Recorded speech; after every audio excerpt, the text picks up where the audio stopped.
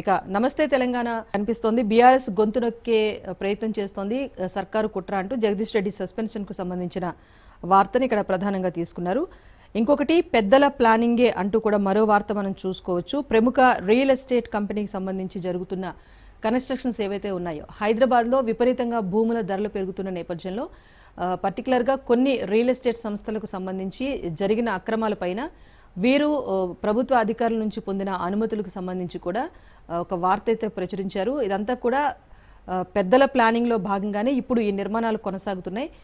ప్రముఖ కన్స్ట్రక్షన్ కంపెనీతో కుమ్మక్కయ్యి ప్రభుత్వ నేతలు కూడా దీనిలో కలిసి ఒక పెద్ద ప్లానింగ్ వేసి మరి పూర్తి స్థాయిలో పెద్ద పెద్ద భవనాలు కట్టడి చేసి నిర్మించే ప్రయత్నం అయితే జరుగుతోంది అని చెప్పేసి పెద్దల ప్లానింగ్ అంటూ వార్త అయితే ప్రచురించడం జరిగింది. దీనికి సంబంధించిన వార్త మనం చూడొచ్చు. దీంతో పాటుగా వడ్లు కొనేది ఎట్లా అంటూ మరో వార్త మనం చూసుకోవచ్చు.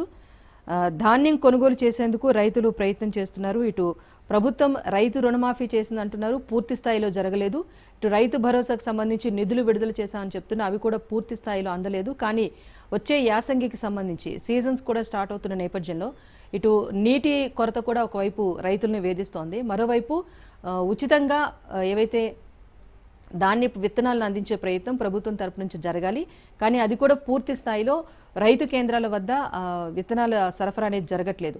సో ధాన్యం కొనుగోలు చేసేందుకు రైతన్నలకు అప్పు ఎక్కడి నుంచి పుట్టడం లేదని చెప్పేసి రైతన్నలు ఆవేదన వ్యక్తం చేస్తున్నారు. దీనికి సంబంధించిన వార్త మనం చూడొచ్చు. అయితే ఈ నెలాఖరు నుంచి కూడా ధాన్యం కొనుగోలు జరుపుతామని చెప్పేసి చెప్పిన పౌర సరఫరాల శాఖ చెప్పింది.